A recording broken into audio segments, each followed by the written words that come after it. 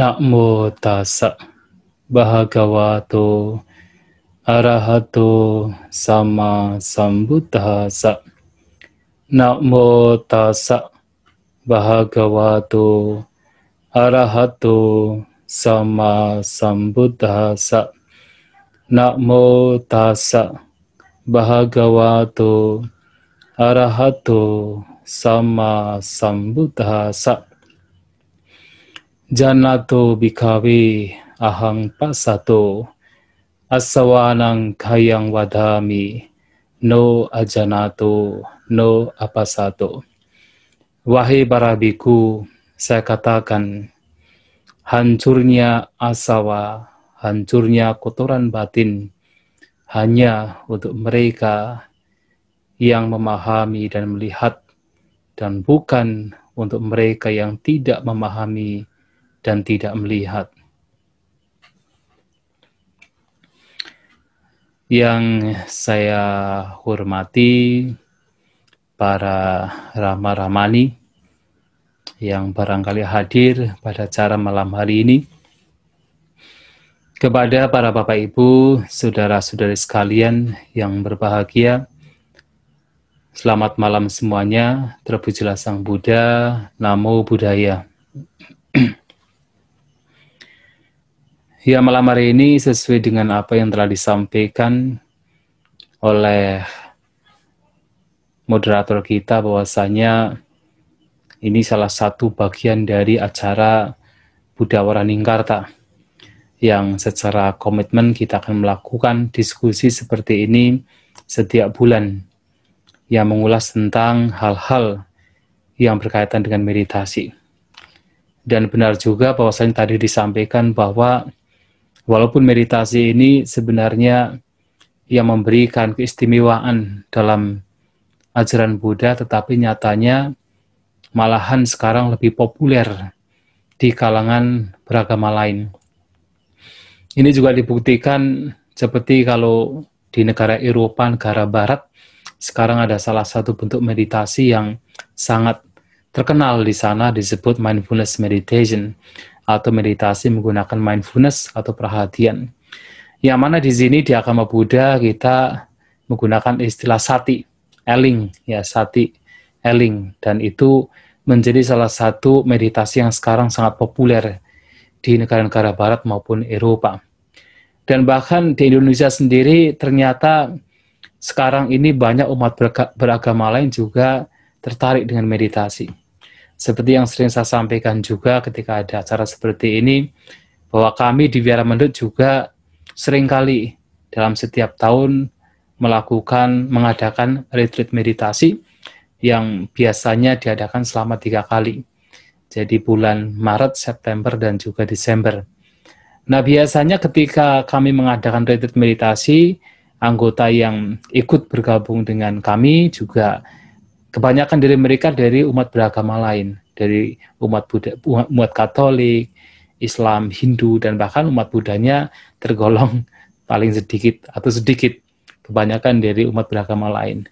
Nah, ini menunjukkan bahwa meditasi ini sudah sangat diminati oleh ya berbagai kalangan, karena memang meditasi ini memang sifatnya adalah universal. Jadi bukan kelompok, bukan milik kelompok tertentu. Siapapun orangnya, apapun agamanya, apapun sukunya, bangsanya, semua selama masih memiliki pikiran, memiliki batin, berarti masih mempunyai kesempatan untuk bermeditasi. Nah, oleh sebab itu kita sebagai umat Buddha tentunya harus merasa bangga terhadap ternyata jalan meditasi juga populer di tempat lain. Dan tidak hanya sekedar merasa bangga, tetapi ya kita juga hendaknya mulai untuk mempraktekkan meditasi sesuai dengan apa yang disabdakan oleh Guru Agung kita, Sang Buddha. Nah, kalau kita berbicara meditasi, Bapak, Ibu, Saudara-saudari sekalian, seringkali saya menyatakan bahwa meditasi dalam agama Buddha ini sebenarnya mengacu kepada meditasi yang sifatnya adalah di setiap aktivitas, di semua waktu.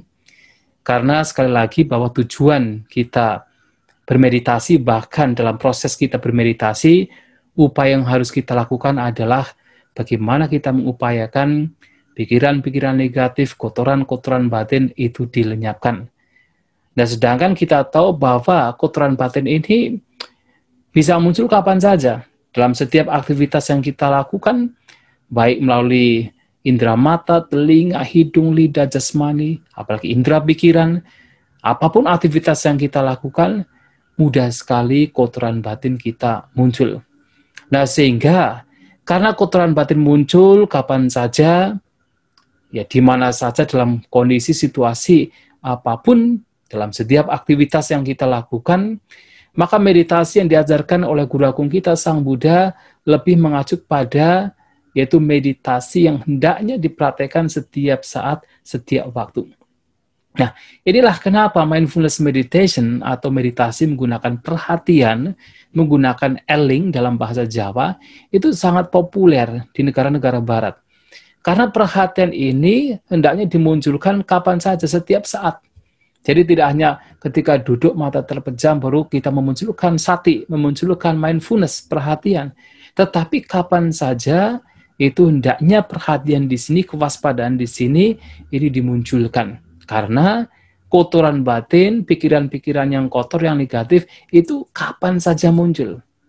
Setiap saat bisa muncul, tidak hanya pada saat kita duduk bermeditasi.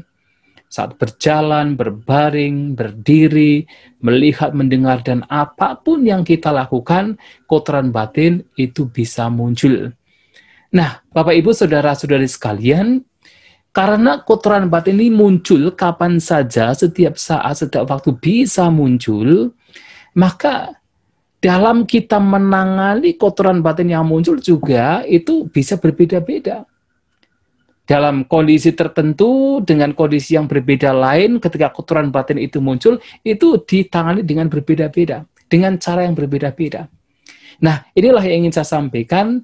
Saya ingin membahas satu sutta yang bisa kita temukan di dalam Majjhima Nikaya, yaitu Sabba Sawa Sutta.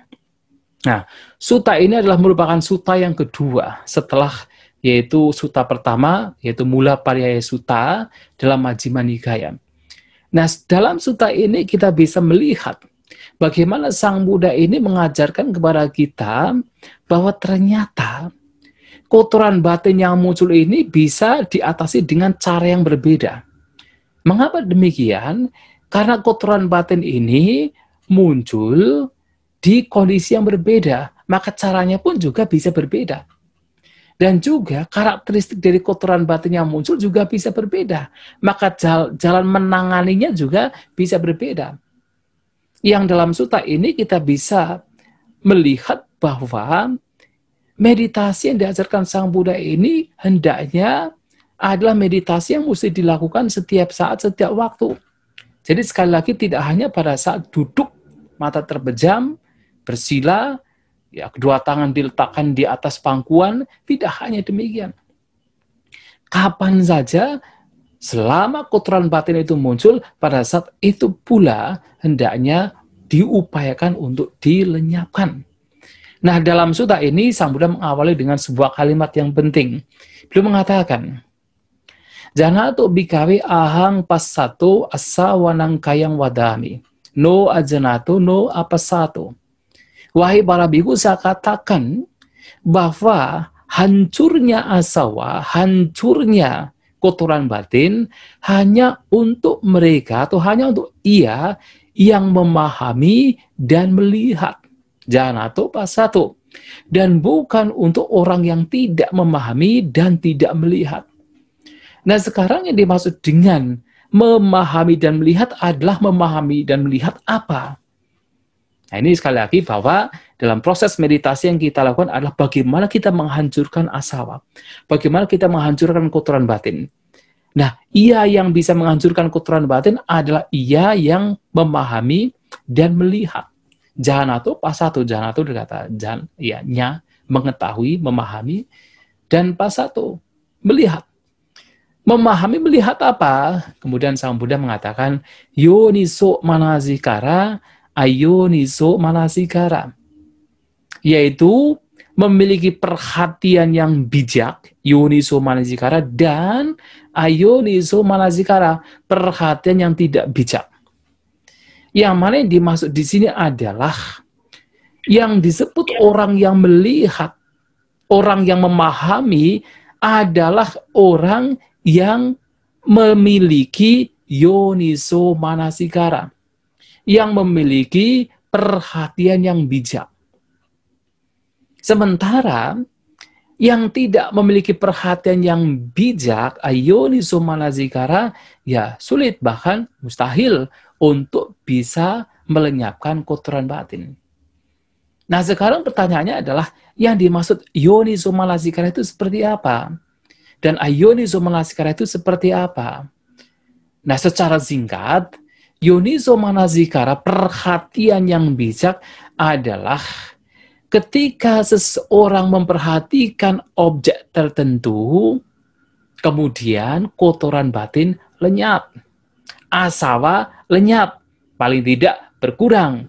Apakah kotoran batin yang berkaitan dengan kesenangan indera, atau kotoran batin berkaitan dengan keinginan untuk lahir di sini di sana, atau kotoran batin asawa ini sebenarnya kotoran batin yang sudah melekat erat kuat, sulit untuk dilenyapkan, ya. Apakah kotoran batin berkaitan dengan ketidaktahuan, lenyap. Itu disebut yoniso manasikara. Sementara ayoniso manasikara adalah perhatian yang tidak bijak, di mana ketika kita memperhatikan objek tertentu, apakah menggunakan mata, telinga, hidung, lidah, jasmani, ataupun pikiran, ternyata kotoran batin malahan bertambah.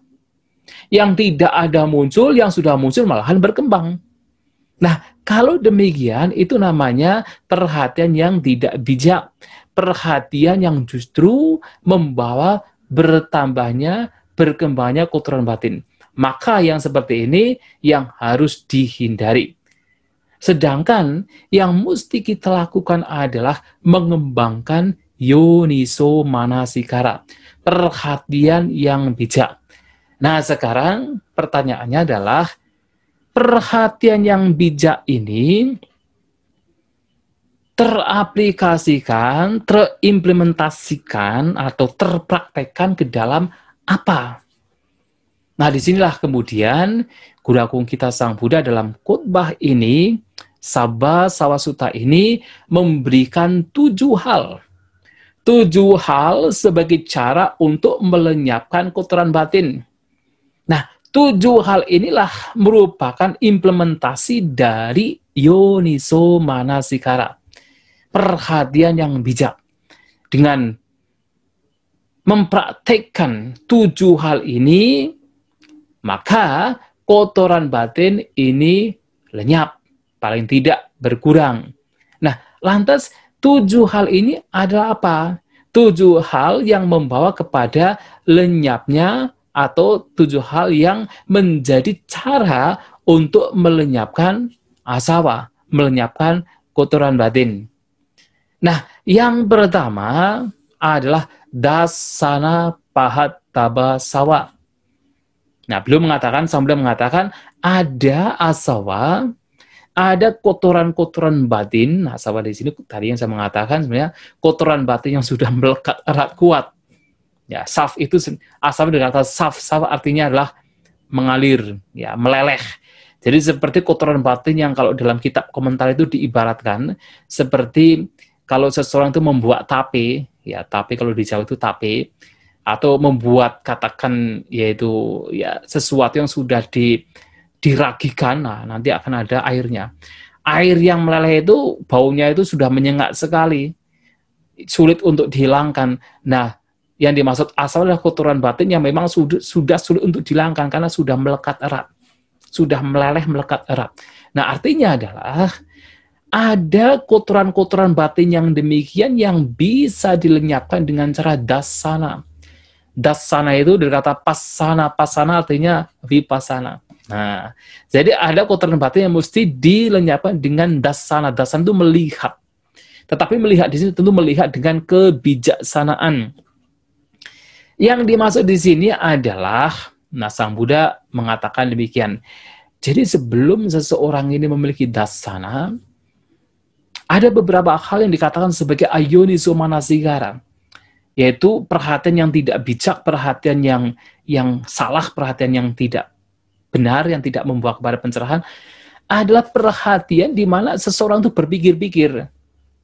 Berpikir-pikir tentang masa lampau, berpikir-pikir tentang yang akan datang, berpikir-pikir tentang yang sekarang, berkaitan dengan saya, diri kita masing-masing. Misalnya apa? Berpikir-pikir dulu saya itu ada atau tidak ya? Dulu saya itu sebenarnya apa? Dan bagaimana saya ini?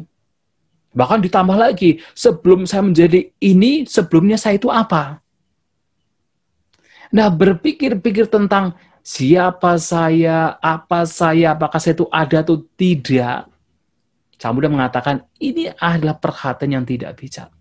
Mengapa bisa demikian? Karena dengan kita berpikir-pikir siapakah saya di masa lampau, apakah saya ada atau tidak di masa lampau, bagaimana saya di masa lampau, di situ akan memunculkan sebuah persepsi bahwa ada saya, ada atta. Persepsi ada atta. Dan kita tahu bahwa persepsi kecenderungan ada atta ini, ada saya, ada diri, itu yang menjadi berbagai macam penyebab seseorang menderita. Bahkan menjadi berbagai macam penyebab seseorang melakukan berbagai macam hal-hal yang tidak bermanfaat, yang merugikan. Atau berpikir-pikir tentang yang akan datang. Yang akan datang saya itu ada atau tidak ya? Yang akan datang saya itu akan menjadi apa ya? Bagaimanakah saya akan datang? Wah, muncul kekhawatiran, muncul kecemasan, muncul ketakutan. Berpikir-pikir, meragu-ragukan tentang yang akan datang. Nah, ketika berpikir tentang yang akan datang, juga sama. Muncul sebuah persepsi bahwa ada aku, ada diri. Nah, kotoran batin, berbagai macam kotoran batin biasanya muncul kalau sudah kita berpikir demikian. Bahkan berpikir tentang yang sekarang berkaitan dengan siapakah saya ini, sekarang ini, who am I? Nah, dalam bahasa Inggris, who am I? Siapakah saya ini? Apakah saya ada atau tidak ya? Masih ragu-ragu, padahal dipegang pun masih terasa, tapi masih ragu-ragu. Apakah saya ada, tidak ya? Nah, berpikir-pikir tentang yang sekarang pun juga berkaitan dengan aku, saya, itu juga merupakan ayoniso manasikara, perhatian yang tidak bijak. Nah, ini penting. Sehingga ajaran Gurukul kita Sang Buddha berkaitan dengan dasana, melihat dengan pandangan yang benar, dengan pandangan yang terang, adalah bagaimana kita tidak berpikir-pikir tentang masa lampau yang akan datang, bahkan berpikir-pikir tentang diri kita yang sekarang ini. Dan apalagi tidak hanya pada saat kita tuh melakukan aktivitas yang seperti ini, apalagi kalau ketika sedang bermeditasi. Kan seringkali kan seseorang bermeditasi kemudian berpikir-pikir tentang yang lampau, berpikir-pikir tentang yang akan datang, bahkan berpikir-pikir tentang siapakah saya. Itu sebenarnya adalah gangguan batin, gangguan pikiran. Nah, sehingga Sang Buddha dalam khotbah-khotbahnya menganjurkan kepada kita bagaimana kita hendaknya senantiasa berada di saat ini dan sekarang. Bukan yang lampau, bukan yang akan datang, tapi saat ini dan sekarang. Mengapa? Atitang nanvagameyana patikangkana gatang. Yata ditang pahinantang, apa tanca anak gatang. Nah, jadi yang lampau jangan usah dipikirkan, yang akan datang pun jangan usah dirindukan. Mengapa? Karena yang lampau sudah kita tinggalkan, yang akan datang belum tiba. Jadi yang lampau sudah kita tinggalkan, ngapain kita berpikir-pikir, apalagi saat kita bermeditasi tentang yang lampau. Yang akan datang juga belum tentu belum terjadi.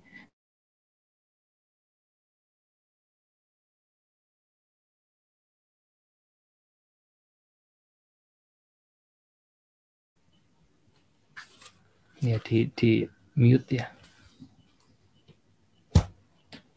Ya, saya ulangi ya. Maaf, ini ada yang nge-mute. Ya, jadi kalau kita bermeditasi kemudian berpikir-pikir yang akan datang dan yang lampau itu tidak sesuai. Karena apa yang akan datang yang lampu sudah kita tinggalkan, yang akan datang itu belum tiba. Terkadang kita berpikir-pikir tentang yang akan datang seakan-akan itu sudah tiba. Kecemasan muncul, kekhawatiran muncul, keraguan-raguan muncul, padahal itu belum tiba. Maka Sang Buddha mengajarkan, Pacu panesu yodamang tata tata vipasati. Mengajarkan kepada kita bahwa hendaknya kita melihat vipasati dari kata vipassana. Jadi vipassana itu kata benda, vipasati adalah kata kerjanya. Jadi artinya seseorang hendaknya melihat ke dalam tata-tata tepat di sana, right there, dalam bahasa Inggris right there, tepat di sana, apa? Apapun fenomena yang sedang muncul. Nah, yang sedang muncul, jadi hanya memperhatikan yang saat ini dan sekarang. Tetapi memperhatikan saat ini dan sekarang pun juga tidak kemudian memunculkan kecenderungan tentang keberadaan aku. Siapakah saya? Saya ini ada atau tidak? Tidak demikian. Hanya sekedar memperhatikan sebagaimana adanya yang saat ini dan sekarang. Itulah kenapa dalam meditasi yang diajarkan Sang Buddha, kita itu diajarkan untuk melihat swabhawa lakhana. Karakteristik yang khusus dari setiap fenomena yang sekarang sedang, yaitu dirasakan, sedang terjadi. Misalnya kalau kita merasakan misalnya jasmani kita menjadikan jasmani sebagai objek kita. Kemudian kita merasakan ada kepadatan.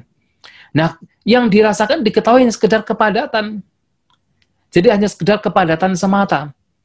Tidak kemudian memunculkan kepadatan adalah milik saya, bahwa ini adalah saya, ini adalah aku, ini adalah diri, tidak. Hanya sekedar kepadatan semata. Itu salah satu karakteristik dari jasmani, terutama adalah pattawidhatu, unsur pattawi, unsur tanah. Yang swabhawa lakhananya, karakteristik yang khusus dari unsur tanah adalah kepadatan. Nah, melihat demikian adalah untuk apa? Adalah supaya tidak memunculkan sebuah persepsi, sebuah kecenderungan bahwa ada aku, bahwa ada diri, yang adanya sekedar pengalaman, sekedar fenomena. Maka berkaitan dengan pengalaman-pengalaman lain pun juga sama. Seperti misalnya Sang Buddha mengajarkan kepada seorang pertapa, seorang pengembara bernama Bahya Daruciriya. Nah, Bahya Daruciriya ini datang pada Sang Buddha meminta sebuah nasihat bagaimana supaya bisa terbebas dari penderitaan, dari kotoran batin. Sang Buddha mengatakan, tidak matang bawisati, sute suta matang bawisati, dan seterusnya. Artinya adalah bahwa ketika melihat, ya latih, itu hanya sekedar pengalaman melihat. Jadi tidak mengande-ande, tidak memberikan bumbu di sana, tidak memberikan embel-embel di sana. Oh, yang dilihat adalah milik saya, aku sedang melihat, dan sebagainya. Hanya sekedar melihat semata. Demikian pula sute suta matang bawisati, ketika mendengar, nah latihannya adalah bagaimana ketika mendengar hanya sekedar ya melihat bahwa itu hanya sekedar pengalaman semata, pengalaman mendengar. Tidak memberikan bumbu embel-embel keberadaan aku yang sedang mendengar, atau mungkin orang lain suara, yaitu individu lain yang sedang didengar. Tidak memberikan bumbu seperti itu. Yang ada hanya sekedar pengalaman. Nah, seperti ini yang dimaksud dalam dasana pahata besawa, ada kotoran-kotoran batin yang mesti ditinggalkan dengan pandangan terang, dasana dengan melihat melalui kebijaksanaan tentunya, adalah tidak memberikan bumbu yang berkaitan dengan keberadaan, kecenderungan adanya aku. Nah, jadi tidak berpikir-pikir tentang masa lampau yang akan datang dan yang sekarang pun juga melihatnya sebagaimana adanya.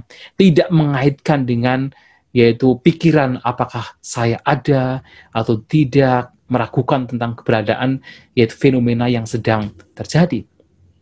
Nah, alih-alih berpikir-pikir tentang yang lampu yang akan datang sekarang yang dikaitkan dengan keberadaan diri, dalam khotbah ini Sang Buddha mengatakan bahwa ya seorang yang mempraktekkan meditasi demi hancurnya kotoran batin, maka mengaitkan segala sesuatu yang dialami lebih kepada 4 kebenaran mulia. Jadi mengaitkan dengan apa? Tentang ini dukkha, ini sebab duka, ini lenyapnya duka, ini jalan untuk melenyapkan duka penderitaan. Sebagai contoh begini, misalnya, seseorang bermeditasi, kemudian merasakan pengalaman yang menyenangkan, merasakan pengalaman yang menggembirakan gitu kan, damai, tenang, wah terkonsentrasi. Nah, kalau seseorang tidak memahami ajaran Buddha, tidak memahami utamanya adalah 4 kebenaran mulia, maka bisa saja orang demikian kemudian, wah begitu menggenggam pengalaman tersebut, wah begitu menyenangkan sehingga digenggam, sehingga ketika meditasi berikutnya itu dicari-cari, ditunggu-tunggu, kapan datangnya, tetapi ternyata semakin ditunggu, semakin dicari, semakin diingini, malah tidak akan muncul. Nah, penderitaan muncul. Jadi, pengalaman yang menyenangkan ini bisa membawa kepada penderitaan. Karena apa? Dilekati. Tetapi bagi seseorang yang melihat dari sisi 4 kebenaran mulia, bahkan ketika mengalami pengalaman yang menyenangkan, orang bisa berpikir, orang bisa merenungkan, melihat, wah ini juga tidak kekal.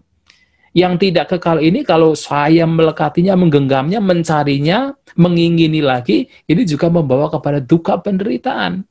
Tetapi kalau tidak ada keinginan di situ, tidak ada nafsu keinginan di situ, maka penderitaan juga tidak ada. Jalannya hanya apa? Ya sekedar mengalami pengalaman yaitu yang menyenangkan atau mendamaikan pikiran. Nah, artinya apa? Dikaitkan dengan 4 kebenaran mulia. Ini juga bagian dari duka penderitaan kalau dilekati. Melekatinya adalah sebab penderitaan, mengingini adalah sebab penderitaan. Dan untuk tidak terbawa oleh duka penderitaan, ya jangan ada keinginan terhadap pengalaman yang tadi yang sedang dialami. Nah, dikaitkan dengan 4 kebenaran mulia sehingga apa? Sehingga tidak membawa kepada penderitaan. Nah, itulah yang pertama. Jadi, ini penting dalam kita bermeditasi, tidak usah berpikir-pikir. Apalagi sampai berpikir-pikir ingin apa supaya bisa melihat kehidupan yang lampau. Kemudian ada bayangan kemudian dipikir, oh ini mungkin kehidupan lampau saya ya. Ada gambaran batin. Tidak usah demikian. Dalam meditasi Buddhis, sekedar melihat yang sekarang saat ini sedang muncul. Dan itu yang dilihat. Dan itu pun juga tidak dikaitkan dengan keberadaan apakah ada diri, ada saya atau tidak. Sekadar pengalaman semata. Itu yang diperhatikan. Kalau misalnya kita sudah menggunakan objek keluar masuknya nafas, ya itu yang diperhatikan. Sekedar nafas yang keluar dan masuk. Sekedar fenomena jasmani yang sedang keluar dan masuk. Karena nafas merupakan bagian dari jasmani, yaitu unsur, terutama unsur angin yang dominan di situ. Nah, sehingga kalau sudah demikian ya, itu yang benar. Yang pertama. Yang kedua, ternyata ada juga kotoran-kotoran batin yang harus dilenyapkan dengan sangwara. Sangwara itu adalah apa? Pengendalian 6 indera kita. Nah, ini penting. Kenapa? Karena dalam satu hari kita itu seperti tidak pernah kita itu tidak menggunakan salah satu di antara 6 indera kita. Kita memiliki mata, telinga, hidung, lidah, jasmani, dan juga pikiran kita terus bergerak. Dan yang menjadi masalah adalah seiring dengan pengalaman indera kita, apakah mata, telinga, hidung, lidah, itu selalu diikuti dengan apa? Kotoran batin. Wah, kalau muncul objek yang menyenangkan, nah muncullah kemelekatan, keinginan untuk memiliki. Begitu muncul objek yang tidak menyenangkan, wah kebencian, ketidaksukaan juga muncul di situ. Tidak suka. Nah, ketika melihat, ketika mendengar, ketika kita membaui, kita mengecap, kita merasakan, kotoran batin itu muncul yang menjadi masalah. Nah, sehingga agar kotoran batin yang muncul ini lenyap seiring dengan pengalaman indera kita, maka di situ harus ada sangwara. Sangwara itu pengendalian diri atau dengan menyetop. Nah, kalau Sang Buddha mengatakan sangwara di sini kalau kita mempraktekkan sangwara dalam artian yang lebih katakan intensif, bahkan dikatakan kalau melihat objek jangan melihat secara keseluruhan ataupun secara detail. Ya, jadi tidak melihat secara keseluruhan atau secara detail. Hanya sekedar objek semata. Mengapa kalau melihat secara keseluruhan juga memunculkan kotoran batin. Melihat detailnya juga sama kotoran batin. Misalnya dalam kitab komentar disebutkan begini, ada sebuah yaitu penjelasan, misalnya seorang laki-laki melihat seorang perempuan. Kalau dia melihat secara keseluruhan sebagai perempuan, itu memunculkan kotoran batin.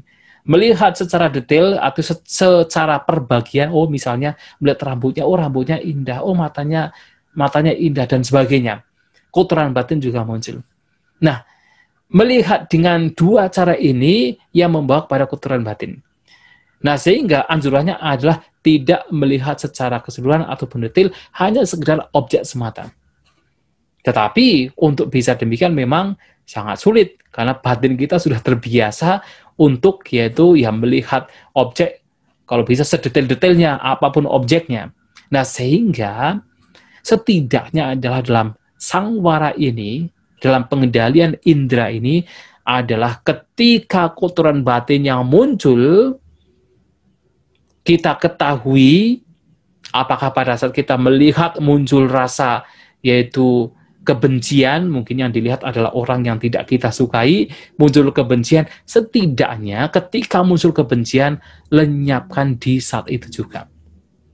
Jadi seiring dengan kita melihat ada kebencian, ada kemelekatan, waktu itu muncul, langsung dilenyapkan. Ya, melenyapkan dengan apapun caranya, apakah dengan cara kita merenungkan asubha, atau dengan cara kita mengembangkan cinta kasih, ataukah dengan cara kita merenungkan ketidakkekalan, apapun caranya bisa dilakukan. Seiring dengan kotoran batin yang sedang muncul saat kita melihat. Nah, demikian pula kalau kita mendengar sebuah suara. Yang didengar adalah suara yang menyenangkan, merdu, muncullah rasa suka melekat di situ.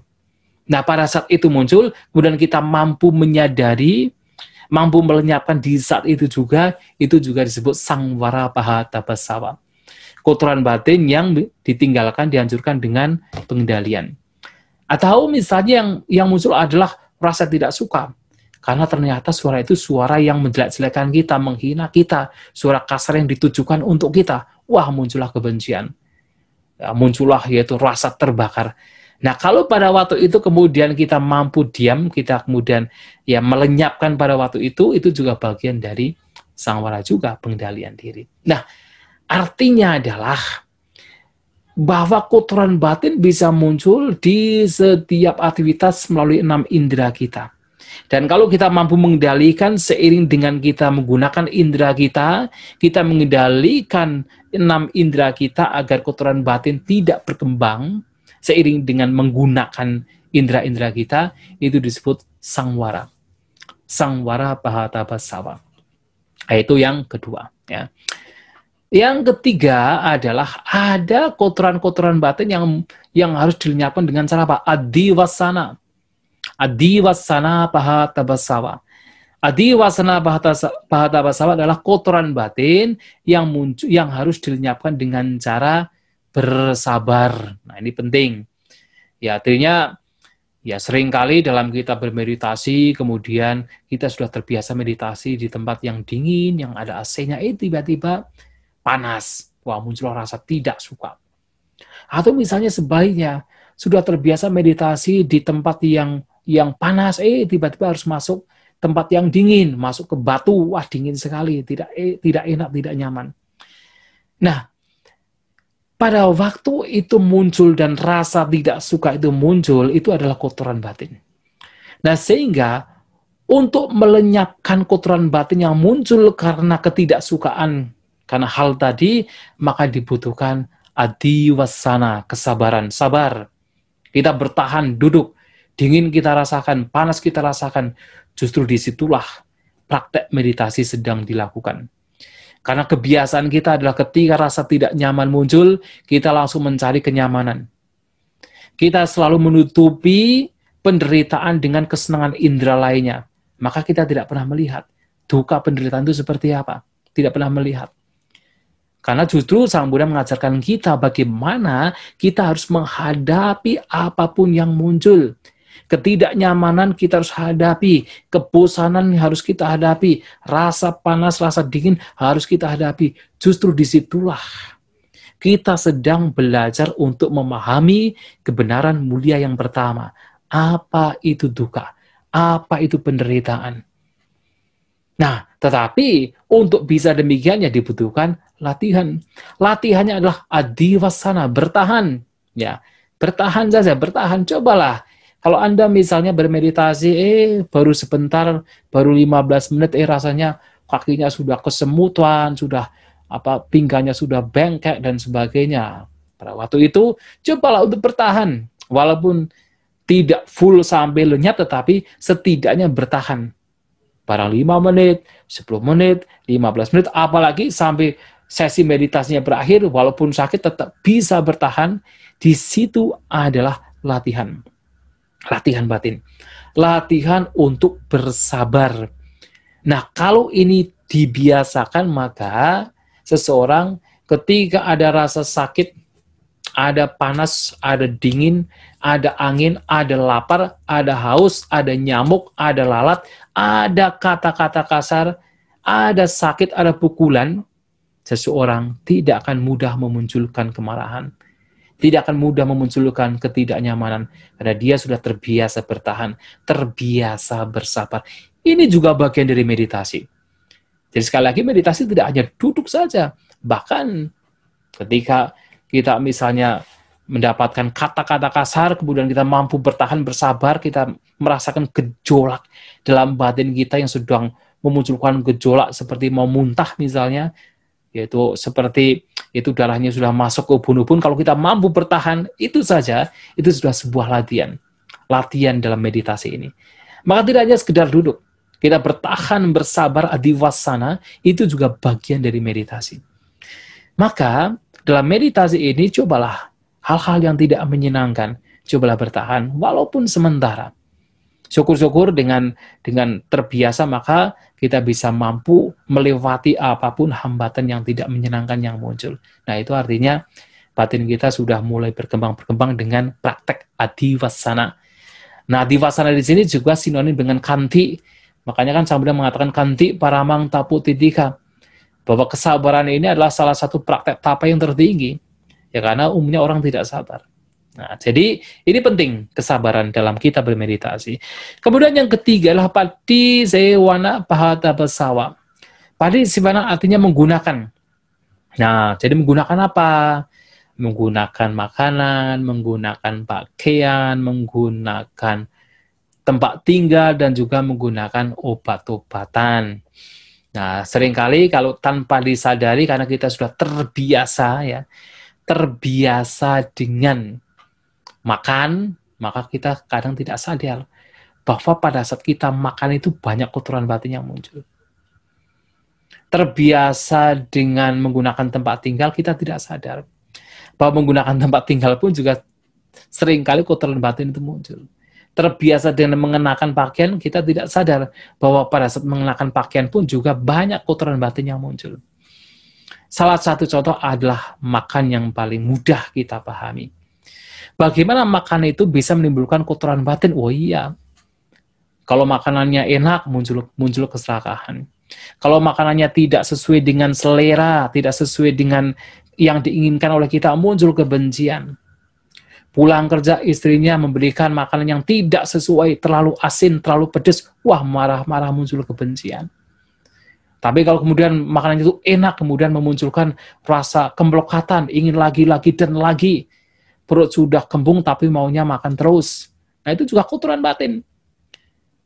Nah, pada waktu itu sebenarnya kalau kita mau menggunakan kesempatan tersebut untuk memasukkan perenungan di sana, itu juga bagian dari meditasi. Bagian dari cara untuk melenyapkan kotoran batin yang muncul karena makanan. Maka dalam Buddhis, setiap kali makan baik untuk kita merenungkan. Kalau kami, pati sangkayoniso pindah batang padi sewami, newa dawayana madanaya, dan seterusnya. Artinya bahwa merenungkan secara bijaksana, saya makan makanan ini bukan untuk kesenangan, bukan untuk pemabukan, bukan untuk mempercantik ataupun memperindah diri, tetapi hanya sekedar untuk mempertahankan tubuh, untuk membantu kehidupan bermoral. Kalau kami kehidupan yaitu luhur. Dan saya makan bukan untuk memunculkan rasa sakit yang baru. Kenapa? Karena kekenyangan. Tetapi hanya untuk menghilangkan rasa sakit yang lama. Karena apa? Karena lapar. Nah, sehingga di sini makan itu kalau dalam Buddhis adalah sekedar untuk hidup. Maka sambil mengatakan mata nyuta batasming, seseorang hendaknya mengetahui ukuran dalam makan sesuai dengan kebutuhan kita. Makan hanya sekedar untuk hidup. Tapi kalau hidup untuk makan, ya kita tidak ada bedanya dari mereka binatang yang hidup untuk makan. Kalau orang kampung kan punya kambing, punya sapi, coba kalau dikasih makanan. Itu kalau dikasih terus itu mau siang dan malam terus makan mereka itu. Kenapa? Karena hidup untuk makan. Tetapi kalau manusia ya seharusnya tidak. Bahwa makan hanya sekedar untuk melangsungkan hidup. Bahkan kalau bisa jangan sampai memunculkan kotoran batin hanya karena makan. Nah, sehingga di sini ini juga bagian dari meditasi. Bagian dari kita mengembangkan batin. Bagian dari kita upaya untuk melenyapkan kotoran batin. Nah, itu yang keempat ya. Kemudian yang kelima, nah ini mungkin waktunya panjang ini jadinya. Yang kelima, ada juga kotoran-kotoran batin yang harus dilenyapkan dengan apa? Pariwajana. Pariwajana artinya menghindar, ya. Pariwajana artinya menghindar. Yang dimaksud menghindar di sini contohnya adalah kalau Bapak Ibu, saudara-saudara sekalian, misalnya pergi ke suatu tempat ada anjing gila. Wah, ada anjing gila. Apakah kemudian Anda, Bapak Ibu, kemudian membacakan Karyanimita Sutta? Jangan. Kalau anjing gila itu sulit, walaupun dibaca Metta Sutta, Karyanimita Sutta, ya tetap dia gila. Ya, jadi bahaya bagi kita. Atau kita misalnya pergi ke hutan, wah muncul, ya, kita bertemu dengan gajah lagi ngamuk. Ya jangan ditantang, kita harus apa? Pariwajana. Pariwajana artinya menghindar. Nah, ini penting. Jadi sekarang jangan kemudian kita berpikir, wah kita kan umat Buddha penuh dengan cinta kasih. Pokoknya kalau ada gajah yang sedang ngamuk pun, wah kita bacakan ya cinta kasih metta, Karyanimita Sutta. Ya kalau sang Buddha. Kalau sang Buddha para arahanta ya bisa, tetapi kalau kita belum kuat. Jadi kalau misalnya ada gajah liar, ada harimau liar, ya jangan kemudian kita menantang, ya kita menghindar. Ya, karena apa? Karena ya kalau kita misalnya menantang di sana, kemudian kita diterkam, ya kita menderita. Ketika kita menderita, umumnya kalau kita menderita, kotoran batin juga muncul, kebencian juga muncul, penyesalan juga muncul, ketakutan, kekhawatiran, karena tubuh kita mungkin menjadi cacat juga muncul. Nah, sehingga sebelum itu muncul, lebih baik adalah pariwajana, adalah menghindar. Itu adalah ajaran Guru Agung kita Sang Buddha. Artinya, kalau ada binatang-binatang yang buas, yang liar, yaitu kita harus menghindar. Bahkan, menghindar di sini juga mengacu pada teman yang buruk, papamita. Ya, dalam kita proses bermeditasi memang kita membutuhkan teman-teman yang baik. Paling tidak teman-teman yang sedikit banyak mengerti Dhamma, yang membantu kita. Ya, tetapi kalau teman-teman yang buruk, yang memang sudah kelihatan sukanya mabuk-mabukan, sukanya main perempuan, sukanya yaitu berjudi dan lain sebagainya yang tidak bermanfaat, ya dalam proses kita mengembangkan batin itu ya lebih baik kita menghindar. Nah, itu juga pariwajana. Karena kalau tidak demikian ya kita lama-kelamaan juga akan mengikuti cara orang lain. Kalau kita belum kuat dengan kekokohan batin kita, ya mudah sekali untuk mengikuti cara-cara yang dilakukan oleh orang lain yang tidak baik. Maka ini juga bagian yang penting, yaitu pariwajana. Bahkan Sang Buddha pernah mengatakan, ketika Bante Ananda, ya murid Sang Buddha mengatakan, Bante, saya melihat bahwa separuh kehidupan suci itu disebabkan karena teman yang baik.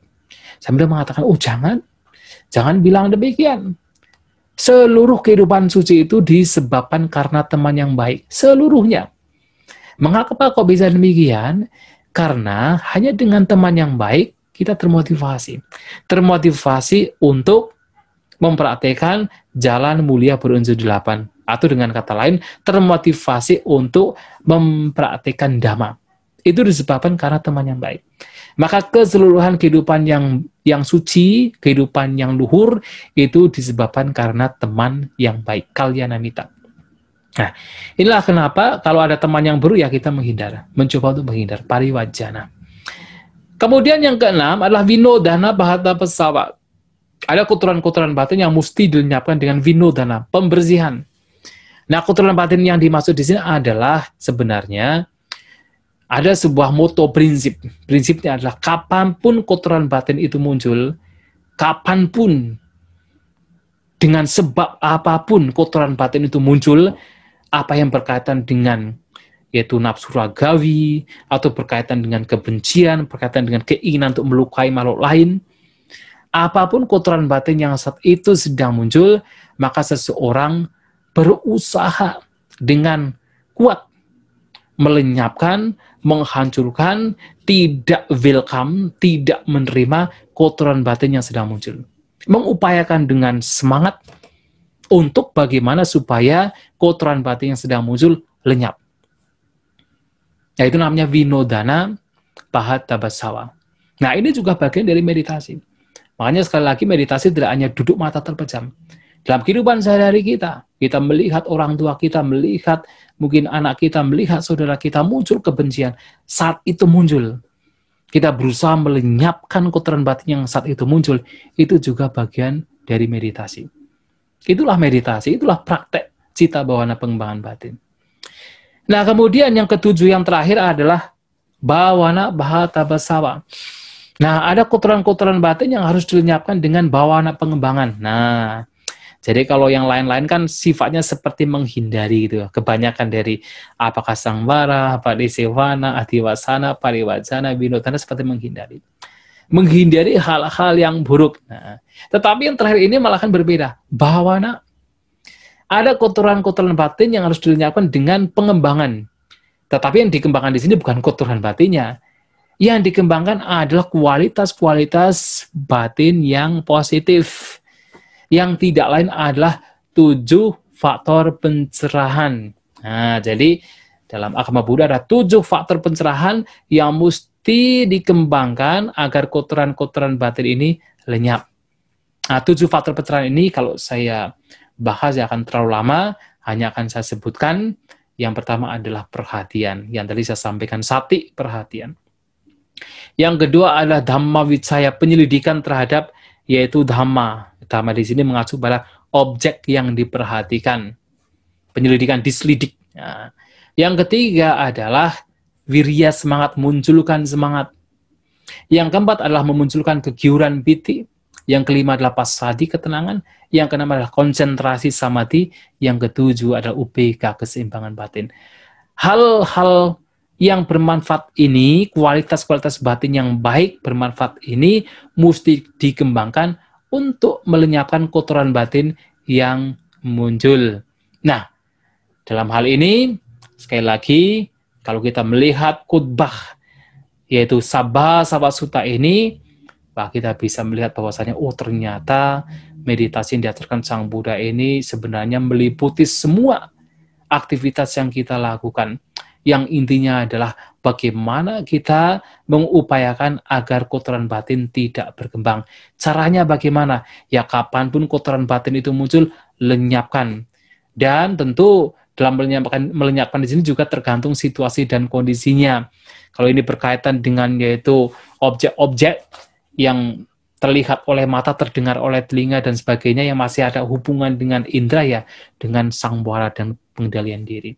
Kalau ini berkaitan dengan yaitu 4 kebutuhan pokok yang tadi saya sebutkan, yaitu dengan padisewana, dengan cara menggunakan secara bijak. Kalau ini berkaitan dengan pikiran yang berpikir-pikir tentang masa lampau yang akan datang dan sekarang, yang menimbulkan sebuah persepsi adanya aku, adanya diri, maka dengan apa dasana, dengan pandangan yang benar, pandangan yang terang. Nah, kalau misalnya ini berkaitan dengan hal-hal yang tidak menyenangkan, yang membutuhkan kesabaran, ya itu harus dilenyapkan dengan kesabaran, dengan bertahan, adiwasana. Kalau kemudian itu sesuatu yang berkaitan dengan binatang liar, dengan kata-kata kasar, dengan teman buruk, nah di sini teman buruk, binatang liar, ya kita harus menghindar. Nah, kalau ini berkaitan dengan kotoran-kotoran batin, yang kapan saja bisa muncul, ya kita harus mengupayakan untuk melenyapkan itu dengan winodana, dengan pembersihan. Nah, kalau hal-hal yang baik, kualitas-kualitas yang baik, yang positif, yang bermanfaat, yang mengantar kepada pencerahan, maka itu harus dikembangkan, yaitu dengan bawana. Sehingga ketika ini dikembangkan, yang lain, yang buruk, yang tidak bermanfaat, yang merugikan, akan tidak muncul. Bahkan yang muncul pun akan lenyap. Nah, itulah Bapak, Ibu, Saudara-saudari sekalian, yang ingin saya sampaikan pada kesempatan malam hari ini. Semoga bisa dipahami apa yang telah disampaikan. Sekali lagi, bahwa meditasi yang diajarkan oleh Guru Agung kita Sang Buddha meliputi semua aktivitas yang kita lakukan, karena kotoran batin bisa muncul kapan saja, di mana saja, dalam situasi apa saja, sehingga harus ditangani, segera ditangani ketika itu muncul, dan penanganannya bisa berbeda-beda sesuai dengan situasi dan kondisinya.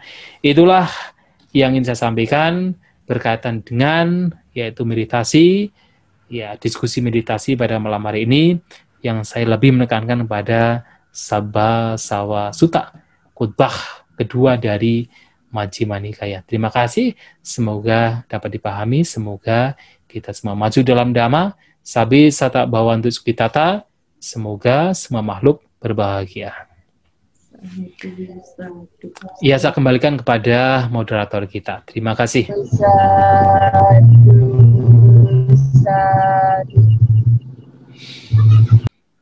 Baik, terima kasih banyak Bante untuk tema diskusi pada malam hari ini. Sangat menarik. Tadi Bante menyampaikan dari Sabba Sawa Sutta yang termasuk dalam Majjhima Nikaya, lebih tepatnya sutta kedua. Dan lebih spesifik tadi Bante menyampaikan tentang 7 hal dari implementasi Yoniso Manasikara. Ya Bante, saya tidak mencatat bahasa Palinya. Iya, enggak apa-apa. Mencatat dari bahasa Indonesianya saja bahwa ada 7 hal yang dikembangkan, yaitu bagaimana kita membersihkan asawa, yaitu yang pertama dengan kebijaksanaan, kedua dengan pengendalian 6 indera, ketiga kesabaran, keempat dengan penggunaan kebutuhan pokok dengan bijak, yang kelima menghindar, keenam pembersihan, dan ketujuh dengan bawana. Kemudian Bante spesifik lagi tadi, bawana itu adalah 7 faktor pencerahan. Luar biasa Bante, jadi belajar sutta bisa semenyenangkan ini ternyata Bante. Ada kalau Bante menjelaskan ada step-stepnya, Sabba Sawa Sutta ini, kaitannya dengan sutta yang lain, akhirnya saya jadi ternyata masuknya ke sini gitu Bante. Dan tadi catatan di saya menarik bahwa ketika meditasi semakin kita menginginkan itu justru semakin jauh ya Bante. Jadi biasanya kita aku meditasi mau tenang. Ternyata akhirnya malah ketenangan itu menjadi semakin jauh ya Bante. Iya, betul. Begitu. Jadi yang saya tangkap dari Bante luar biasa menarik sekali temanya. Silakan Bapak Ibu sekalian bila ada pertanyaan berkaitan dengan topik pada malam hari ini yang sangat menarik, bisa disampaikan di kolom chat atau mau menyampaikan langsung melalui Zoom meeting juga kami persilahkan.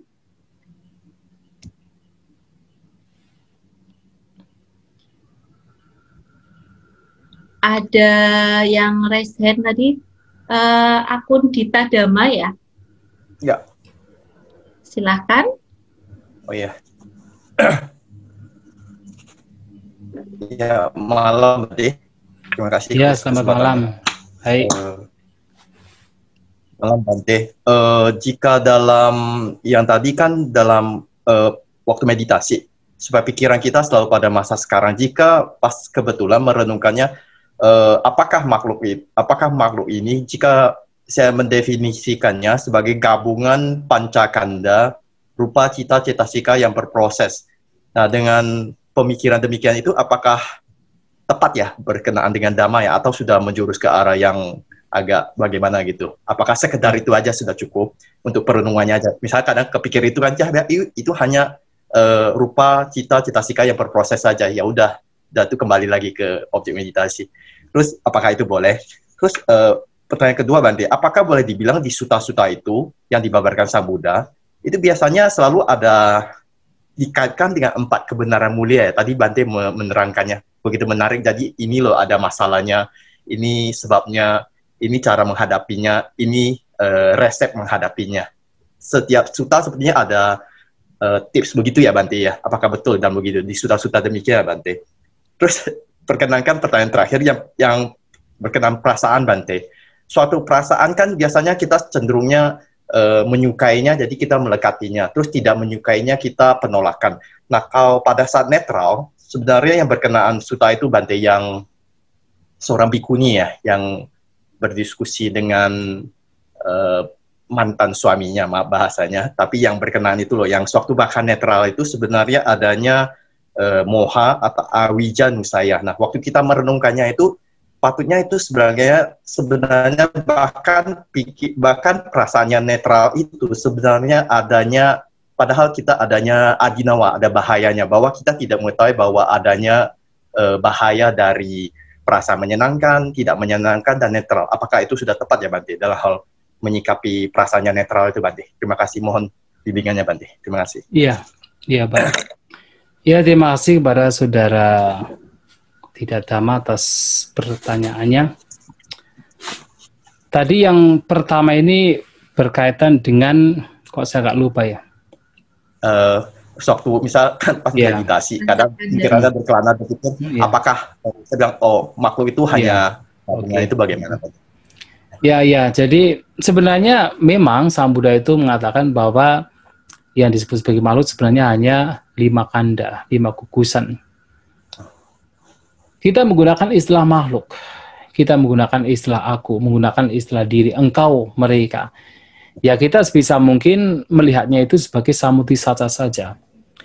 Sebisa mungkin kita melihatnya sebagai kebenaran yang konvensional yang memang masih harus kita gunakan. Tetapi dalam kita bermeditasi ya kita mengarahkan batin kita ke paramata saja. Itu kebenaran yang sifatnya katakan ya itulah yang benar, itulah realitasnya. Realitasnya adalah sekedar 5 gugusan. Jadi tidak mengembel-embeli dengan inilah makhluk.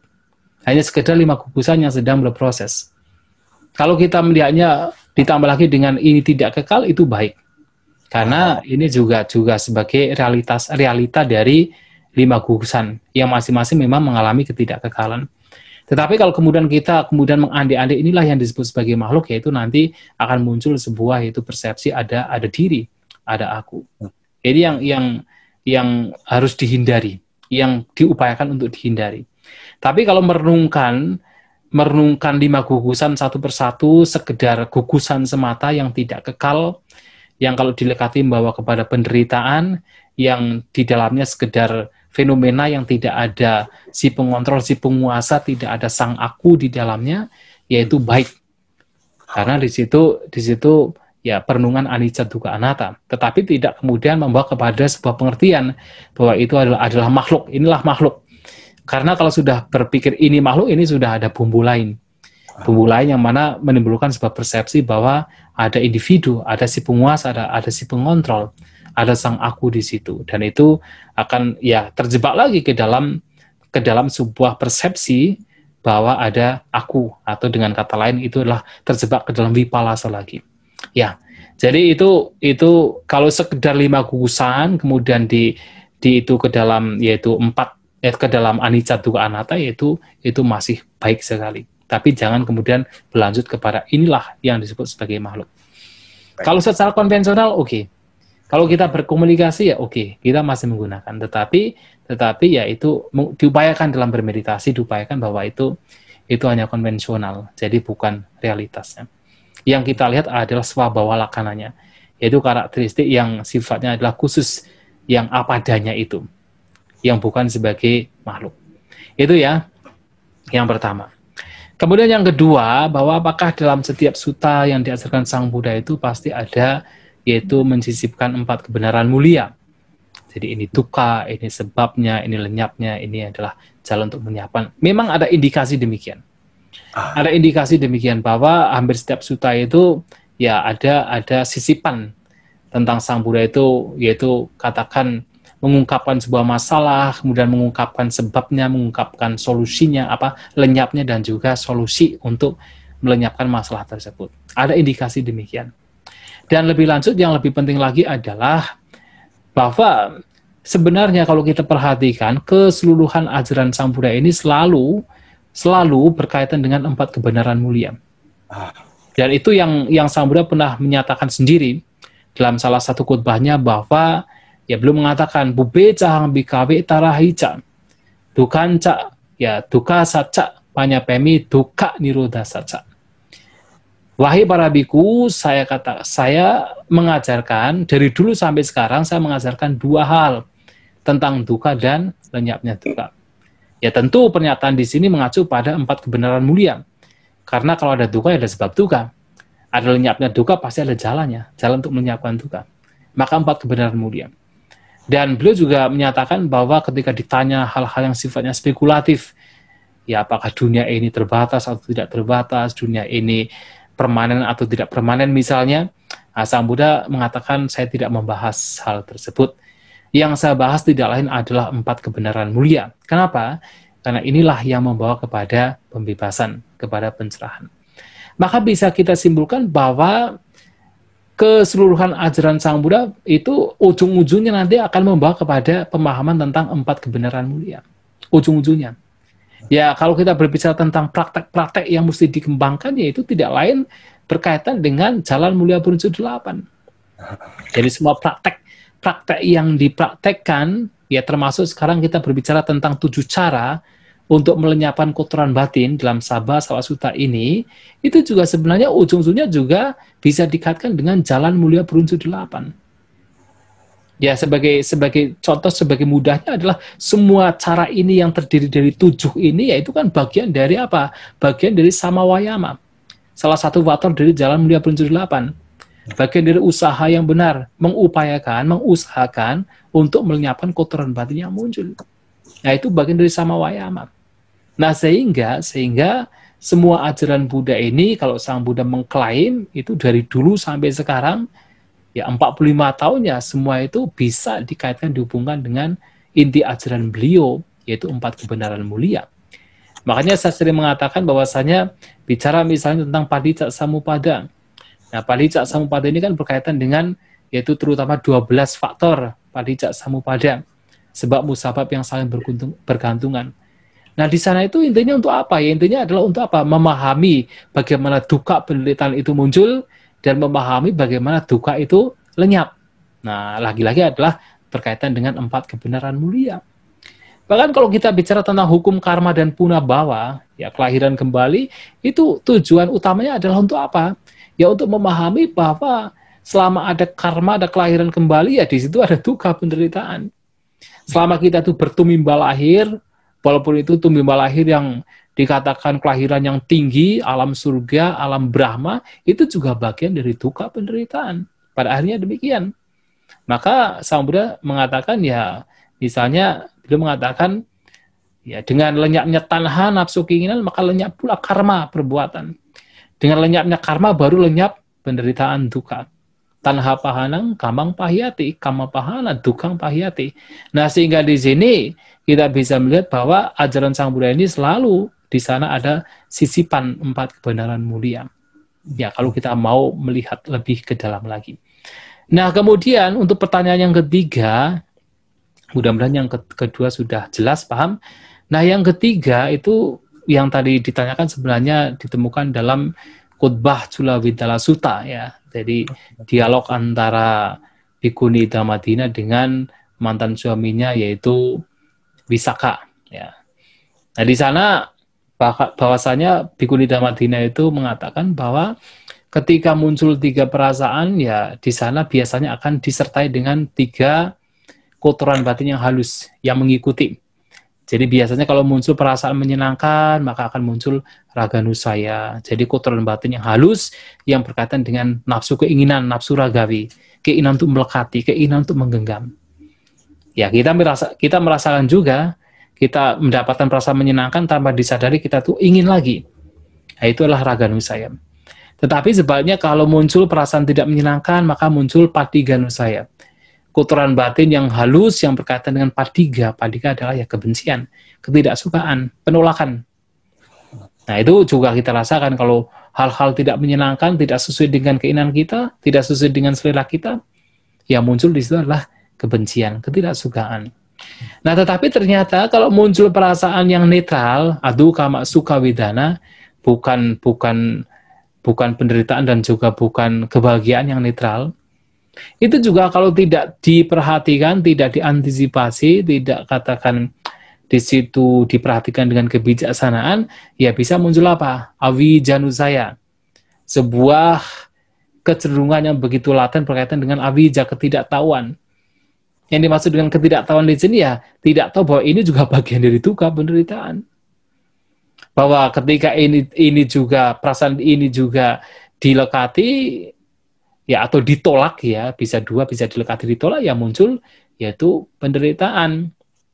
Nah, jadi tidak memahami perasaan yang netral pun kalau tidak diperhatikan juga bisa memunculkan awija, ketidaktahuan. Maka dalam khotbah-khotbah lain ya bagaimana Sang Buddha ini mengajarkan kita bahwa perasaan pun harus diperhatikan. Ya terutama dalam Mahasatipatthana Sutta, salah satu objek meditasi dalam meditasi pandangan terang adalah dengan apa? Dengan memperhatikan perasaan. Berbagai macam perasaan, termasuk perasaan yang netral tadi. Yang netral di sini juga bisa dua. Bisa samisa, bisa niramisa. Samisa adalah perasaan netral yang berkaitan dengan kesenangan indera. Nah, niramisa berkaitan dengan apa? Bukan kesenangan indera, niramisa. Itu juga mesti diperhatikan. Mesti diperhatikan, karena kalau tidak diperhatikan ya bisa membawa kepada awija, membawa kepada ketidaktahuan. Bahwasanya tidak tahu bahwa ini pun juga bagian dari duka penderitaan. Apalagi kalau kemudian sudah memunculkan kesenangan, kalau itu memang yaitu katakan netral yang mendamaikan, atau bisa memunculkan kebosanan. Kalau itu netral yang menjemukan, pada akhirnya bisa menjemukan, kebosanan bisa muncul, kebencian bisa muncul. Nah, sehingga di sini perasaan netral pun juga harus disadari, diperhatikan dengan sati. Ya, itulah bahwasanya memang betul bahwa berbagai macam perasaan pun juga apapun itu bisa membawa kepada duka penderitaan. Maka harus diperhatikan agar kotoran batin tidak muncul di sana. Ya, saya kira demikian. Terima kasih atas pertanyaannya. Terima kasih Bante. Sadu. Baik, terima kasih Bante, terima kasih Bapak Dita Dhamma. Penjelasannya dari Bante sudah bisa diterima ya Bapak, jadi sudah jelas. Ternyata tadi menarik juga bahwa perasaan itu dalam Buddhis tidak cukup hanya suka, tidak suka, netral. Ternyata ada lagi lanjutannya. Ini mungkin kapan-kapan bisa jadi topik tersendiri ya Bante. Jadi karena ternyata perasaan mendetail seperti ini hanya ada di ajaran Buddha ya Bante. Jadi kaitannya dengan kalau psikologis dan lain-lain, maka lebih tepatnya memang dekat dengan ternyata ilmu-ilmu itu akhirnya dekat juga dengan agama Buddha ya Bante. Menarik sekali. Betul, ya. Baik, ini di kolom chat ada pertanyaan. Bagaimana caranya agar sati dapat diawasi stabil Bante? Karena kadang-kadang melemah. Terutama kalau menjelang tidur, itu hingga tertidur itu tidak diawasi hilangnya kewaspadaan itu. Oh, jadi sebelum tidur itu maksudnya mau meditasi tapi lama-lama malah bablas gitu. Jadi satinya nggak tahu kemana, tahu-tahu sudah hilang waspada dan akhirnya sudah pagi lagi ya Bante. Jadi nggak tahu waspadanya sampai sejauh mana sudah hilang gitu. Mohon dijelaskan Bante. Ya. Ya, memang sati itu penting, perhatian itu penting, karena perhatian itu berguna sebagai kekuatan untuk melihat yaitu saat ini dan sekarang. Ya, sati itu juga sinonim dengan mata kewaspadaan. Kewaspadaan pikiran itu penting untuk melihat apa yang sedang terjadi sekarang. Ya, terutama kotoran batin muncul dengan adanya kewaspadaan, ya kita tahu, oh ternyata kotoran batin sedang muncul, sedang mengganggu. Tetapi harus diingat pula bahwasanya kewaspadaan perhatian pun juga tidak kekal. Harus diingat, ini pun juga harus diingat sebagai tidak kekal. Nah, sehingga Orang yang melekati kewaspadaan perhatian harus tetap eksis, tetap ada pun juga ini bagian dari sebab duka juga, sebab penderitaan juga. Maka, walaupun sati perhatian ini penting untuk dikembangkan, tetapi pemahaman bahwa sati perhatian juga tidak kekal juga harus diterima. Harus diterima. Nah, sehingga kalau Sang Buddha itu mengatakan kepada kita, bahwa dhamma beliau sekalipun juga harus apa? Hanya digunakan sebagai rakit, tidak digenggam. Karena kalau digenggam ya kita menderita. Ya, kulu pamang bikawi damang desisami, no ghanataya taranataya. Jadi saya mengatakan bahwa dhamma yang saya ajarkan itu adalah seperti rakit, bukan untuk digenggam, hanya untuk menyeberang. Kenapa? Karena seperti sati pun juga sifatnya tidak kekal. Ya, sehingga itu juga menjadi yang harus kita terima. Kemudian yang kedua adalah, ya tentu kalau kita sedang tidur, maka sati itu sudah sewajarnya tidak ada. Makanya perhatian yang sifatnya yang berkembang, sewajarnya memang tidak ada. Maka ya tidak usah dikhawatirkan, karena kita sudah tertidur. Yang terpenting ya pada saat kita belum tidur, kalau kita mau misalnya memperhatikan kembung-kembis perut, mungkin yang sudah terbiasa dengan objek tersebut, atau memperhatikan nafas, kemudian setelah itu kok lenyap, hilang, maksudnya perhatian kita terhadap nafas kok hilang, yaitu sudah sewajarnya, karena memang dari awal kita sudah meniati untuk tidur. Jadi meditasi sebelum tidur, maka sudah sewajarnya itu akan lenyap. Nah, sehingga malahan kalau nanti perhatian kita tuh akan terus muncul, ya kita tidak akan tidur, kita tidak akan istirahat. Maka yaitu wajar. Nah, sehingga biasanya kalau Sang Buddha sendiri mempunyai sebuah tradisi. Tradisinya adalah ya, kalau ketika tidur ya tidur, tetapi beliaunya akan memberikan sebuah, katakan ya, niat bahwa saya akan tidur sampai sekian. Kalau kita menggunakan niat, oh besok saya akan tidur dan besok saya akan bangun jam 4 misalnya begitu. Maka nanti sekitar jam 4 itu nanti kita akan bangun. Akan bangun. Ya 4 lebih atau 4 kurang atau bahkan 4 pas itu kita akan bangun. Karena kita sebelum tidur ada niat bahwa besok jam sekian kita akan bangun. Nah, kalau sudah bangun ya kita harus bangun, karena kalau sudah bangun kemudian kok tidur lagi nanti biasanya kebablasan. Akan semakin nyaman ketika kita tidur. Maka harus bangun. Nah, ini yang digunakan oleh Sang Buddha. Ketika Sang Buddha tidur ya tidur.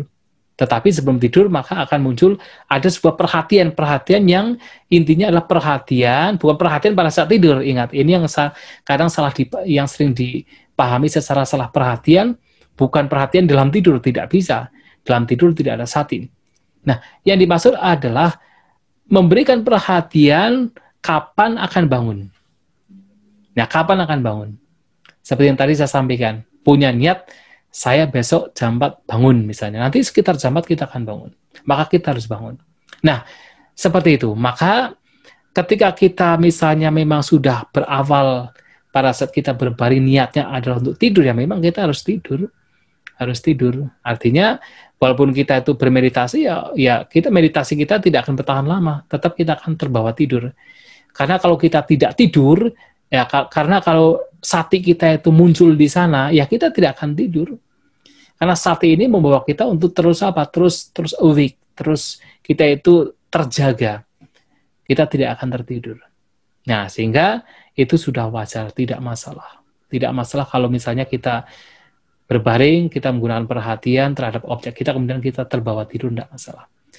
Tetapi kalau kita dalam kehidupan sehari-hari yang kita memang tujuannya adalah untuk meditasi, misalnya duduk meditasi, ya kita harus ini membiasakan diri untuk tidak terbawa oleh ngantuk. Ketika ngantuk muncul, ya kita mengupayakan untuk melenyapkan. Itu harus kita biasakan. Tetapi kalau malam hari memang waktunya kita untuk istirahat, ya kita tidak masalah bahwa kita untuk sementara kita memperhatikan objek tubuh kita, apakah seluruh tubuh ataukah yaitu nafas dalam hidung, pada hidung, atau kembung-kembis perut, silakan. Tetapi ya untuk selanjutnya, kalau kita tertidur ya juga tidak masalah. Karena memang niat kita dari awal adalah beristirahat. Ya, saya kira demikian ya. Terima kasih untuk pertanyaannya. Jadi hal yang wajar ya Bante, kalau akhirnya nanti tertidur ya nggak apa-apa. Wajar sekali. Karena memang niat kita adalah untuk apa? Untuk tidur toh. Kalau niat kita meditasi terus, ya Betul. Ya. Yang penting berarti adalah yang perlu dikoreksi adalah perhatian kita adalah ke niatnya nanti ya berarti. Betul, betul. Berapa lama kita tidur setelah itu, dan setelah niat itu sudah terjadi, bangun ya jangan tidur lagi karena Ya, seperti Bante bilang tadi, akhirnya nanti akan kebablasan juga. betul, betul. Baik, ini tadi pertanyaannya lewat direct message ke saya, Bante. Terima kasih, ya, Bante, baik, penjelasannya dapat dimengerti. Baik, terima kasih. Baik, mungkin Bapak Ibu yang lain ada lagi yang mau ditanyakan?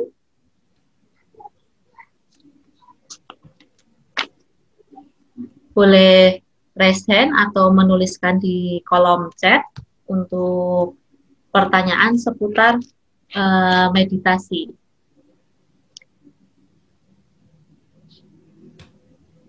Mungkin sudah jelas atau mungkin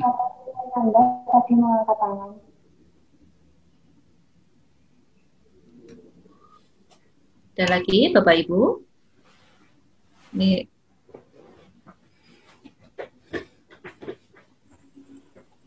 ya. Ada Romo Sugianto. Selamat malam, Romo. Selamat malam, Mbak Teh. ya, selamat malam. Mohon penjelasan ulang ini saya agak terlewat mengenai 7 faktor ini tadi yang rintangan 7 rintangan batin. Yang nomor 1 tadi sepertinya terkait dengan penjelasan saat melihat, sekedar melihat, mendengar dan seterusnya sebagaimana apa adanya. Nah, ini apakah ada unsur yang lebih dalam atau berbeda dengan yang sangwara tadi, Bante? Saat kita yang kedua, Bante. Yang pertama tadi disebut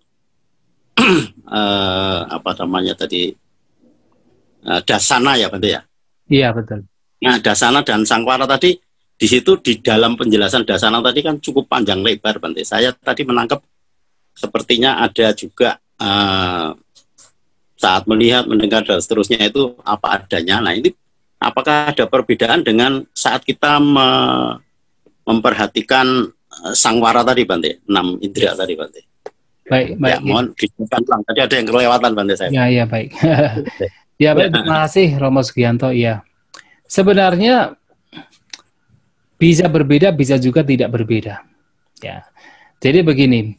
Kalau yang tadi yang dasana bahata basawa, tadi kan intinya adalah bagaimana kita tidak memunculkan sebuah anggapan bahwa ada individu, bahwa ada diri, ada sang aku, yang ada hanya sekedar fenomena. Nah, sehingga dalam khotbah lain seperti yang tadi saya sampaikan, Bahya Darujiriya, nah Sang Buddha pun juga memberikan nasihat kepada Bahya ketika melihat itu hanya sekedar melihat. Kenapa? Supaya tidak memunculkan persepsi bahwa ada sang aku, hanya sekedar pengalaman melihat. Kemudian ketika mendengar itu hanya sekedar mendengar, supaya juga apa? Supaya tidak memunculkan persepsi ada aku, hanya sekedar pengalaman mendengar. Sebenarnya ini pun juga bagian dari sangwara. Kenapa? Karena dalam sangwara yang katakan ideal adalah ya ketika melihat kemudian kita tidak melihat secara keseluruhan maupun secara bagian, artinya sekedar melihat juga, sekedar melihat. Nah, jadi memang ada antara satu dengan lainnya itu bisa bergandengan, bisa artinya itu bisa ada korelasinya antara satu dengan lainnya. Ya, kalau misalnya kita berbicara tentang misalnya ini, ya, dengan kita itu melihat sekedar melihat, kemudian dalam sangwara itu ternyata tidak kita melihat secara keseluruhan maupun secara perbagian, ya, kemudian bisa juga terkorelasikan dengan apa? Yang misalnya winodana bahata basapa. Artinya kotoran batin yang harus dilenyapkan dengan apa? Pembersihan. Ya, misalnya pada saat kita melihat muncul kebencian gitu kan, ya kemudian dibersihkan, langsung segera dibersihkan. Mengupayakan untuk dilenyapkan pada waktu itu kebencian tersebut. Itu kan winodana. Nah, ketika itu terjadi bisa juga kemudian memunculkan sebuah persepsi itu hanya sekedar melihat semata. Jadi ketika kotoran batin lenyap ketika melihat, itu bisa memunculkan sebuah persepsi itu menjadi sekedar melihat semata. tidak memunculkan embel-embel ada sang aku di sana. Nah, jadi memang bisa terkorelasi antara satu dengan lainnya. Karena pada akhirnya semua cara dari 7 ini adalah lenyapnya kotoran batin. Dan tentu ketika kotoran batin lenyap, maka yang baik-baik itu akan muncul. Nah, yang baik-baik di sini ya tentunya salah satunya adalah bahwa persepsi tentang sang aku juga itu akan lenyap. Nah, makanya ada korelasi juga antara satu dengan lainnya pada akhirnya. Hanya kemudian secara yang tampak secara dominan itu bisa berbeda. Tetapi pada akhirnya juga akan terkorelasi antara satu dengan lainnya. Ya demikian ya. Terima kasih. Ya. Baik, itu penjelasan Bante bisa diterima ya, Romo. Ada yang resen lagi, tadi Bapak Dita Dhamma resen lagi, apakah betul? Betul. Ya, silakan. Ya. Terima kasih. Malam Bante. Yes. Berkenaan poin ke-6 Bante, Winodana ya, bahasa Palinya. Apakah betul? Dengan pembersihan ya. Kalau pas meditasi, kan kita sebagai meditasi dikatakan orang-orang bilang, ya kamu perlu melepas lah. Jadi ya walaupun tubuh ini ya kamu harus melatih melepas lah ceritanya. Jadi ada kalanya pas waktu kita meditasi atau bahkan retreat, ada orang-orang bilang, gak usah bersih-bersih. Maksudnya nggak perlu yang urusan bersih begitu loh, ada terusnya. Tapi kebetulan pas saat duduk, ini saya ngalami sih, maksudnya saya dicoba-coba. Jadi kalau tidak melakukan pembersihan, ini bahkan batin tidak bisa tenang ya. Jadi timbullah gejolak-gejolak batin, timbullah kotoran-kotoran batin. Nah, apakah pada saat itu kita mengambil tindakan dengan ya udah saya pergi mandi dulu. Jadi ini pembersihannya bagian luar ya. Tapi setelah dibersihkan itu malah batinnya bisa tenang, tidak ada rintangan batin. Apakah dalam hal ini termasuk winodana ya Bante dalam hal ini? Mungkin bisa dijelaskan ya. Dan apa kaitannya dengan si tubuh pelat Bante? Mungkin bisa share kepada kami semua Bante sebagai yogi semua. Terima kasih Bante. Ya. Ya, terima kasih untuk pertanyaannya. Ini tadi terputus-putus sebenarnya. Jadi, tapi yang saya tangkap adalah ya, tapi yang saya tangkap Ada ulang. Iya. Halo. Ini yang saya ulang lagi Bante ya. Oh iya, baik kalau bisa diulang karena tadi agak terputus-putus tadi. Baik Bante. Begini Bante, kan kita sewaktu kita melatih meditasi, dikatakan orang-orang kan, oh udahlah kamu jangan melekat, kamu kan melatih melepas. Nah ceritanya pas kita meditasi atau kita ikut retreat, jadi ada kalanya ada teman-teman dan menganjurkan bahwa oh tidaklah perlu bersih-bersih. Maksudnya tidak perlu mandi, cuci muka dan seterusnya, gosok gigi dan seterusnya karena menghabiskan waktu lebih bagus meditasi. Nah jadi ya saya cobakan. Jadi setelah itu saya mengalami pernah kejadian bahwa gejolak batin ini timbullah karena ya maklumlah badan kan punya keringat, daki dan seterusnya. Jadi timbul gatal-gatal dan seterusnya. Dalam itu menimbulkan perasaan tidak suka itu loh, domanasah di dalam itu loh. Jadi saya lihatnya, oh ini karena saya tidak melakukan hal-hal yang biasa dilakukan. Jadi ini timbul begitu. Jadi setelah itu ya udah saya mengambil tindakan, saya membersihkannya. Apakah ini dapat dikaitkan dengan winodana yang bagian pembersihan itu untuk melenyapkan potensi kotoran batin timbul begitu deh. Jadi apakah kaitannya kita perlunya memaintain menjaga badan ini secukupnya untuk mengkondisikan pelatihan meditasi ini, ataukah kita tidak perlu sama sekali? Apakah ada hubungannya Bante antara penjagaan kebersihan dan seterusnya ini dalam pelatihan meditasi Bante berkaitan dengan winodana bagian poin ke-6 ini Bante. Terima kasih Bante. Baik. Ya, terima kasih untuk pertanyaannya. Nah, winodana di sini kan mengacu kepada pikiran ya. Mengacu pada upaya pikiran untuk melenyapkan kotoran batin kapanpun itu muncul. Nah, upaya di sini memang bisa bermacam-macam. Dan justru kalau saya melihat justru kebersihan tubuh itu juga penting. Itu juga penting. Kebersihan tubuh itu penting. ada kalanya ketika kita bermeditasi dan kita masih punya pekerjaan, itu mengganggu meditasi. Maka ada sebuah cerita, itu dalam kitab komentar, ada seorang biku. Nah, seorang bhante ini mempunyai keinginan akan membersihkan kutinya, membersihkan halaman kuti. Padahal bhante ini sudah terbiasa masuk ke dalam, yaitu jhana. Tetapi pada saat bermeditasi, tidak bisa masuk jhana, padahal sudah wasi itu, tidak bisa masuk jhana. Wasi itu artinya sudah mahir dalam jhana. Tetapi dia tidak masuk dalam jhana. Kemudian dia berpikir, kenapa ya? Kenapa kok saya tidak bisa masuk jhana? Ada apa? Ternyata ada pikiran yang mengganjal.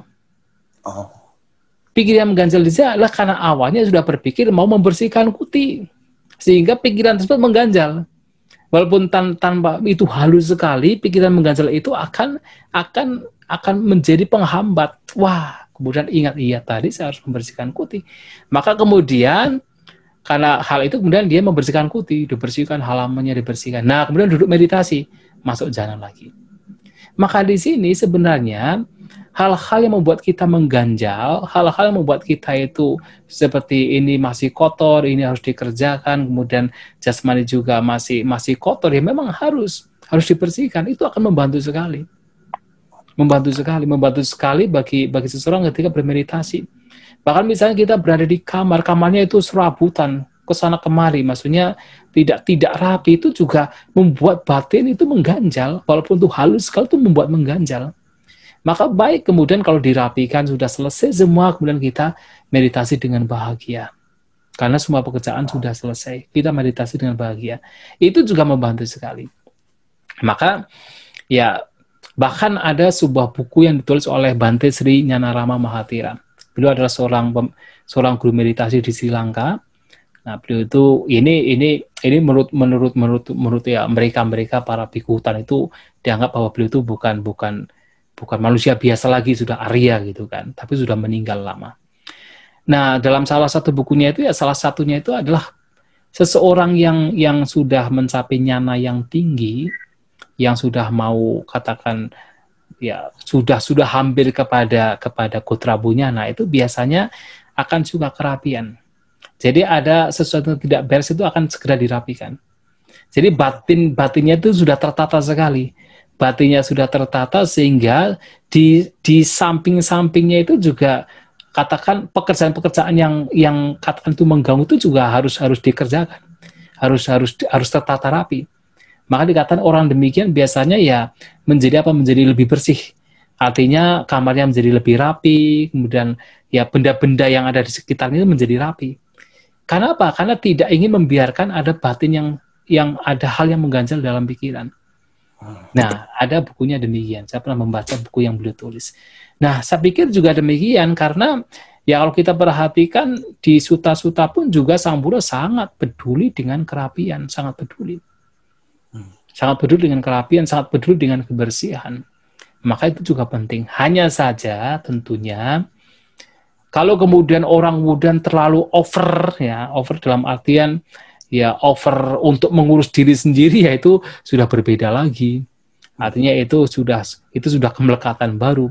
Tetapi kalau memang itu sekedar untuk supaya tidak ada ganjalan batin, ya itu membantu sekali. Atau misalnya begini, misalnya apa, ini kita sudah punya tugas, saya harus membersihkan tempat tinggal, membersihkan kuti, misalnya kalau kami para bhikkhu, saya harus membersihkan misalnya halaman.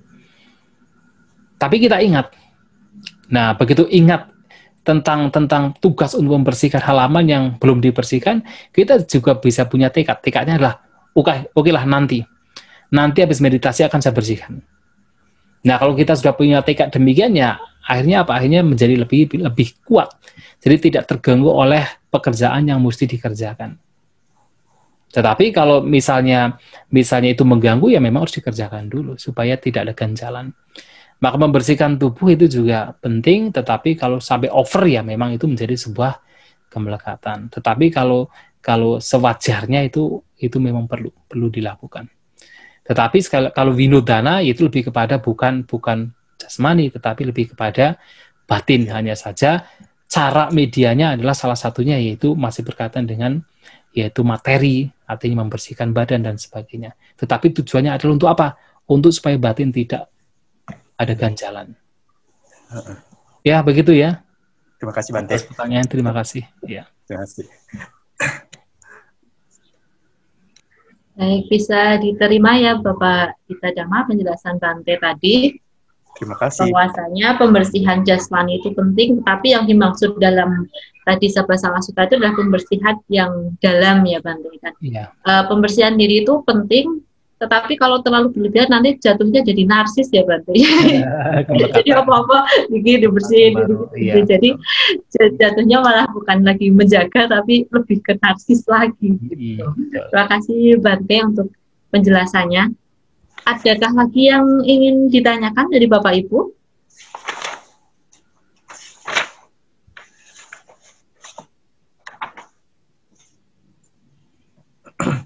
Jika sinyalnya kurang mendukung, bisa dituliskan di kolom chat. Atau jika sinyalnya cukup baik, bisa langsung ditanyakan dengan raise hand. Ada yang mau ditanyakan Bapak Ibu tentang topik pada malam hari ini?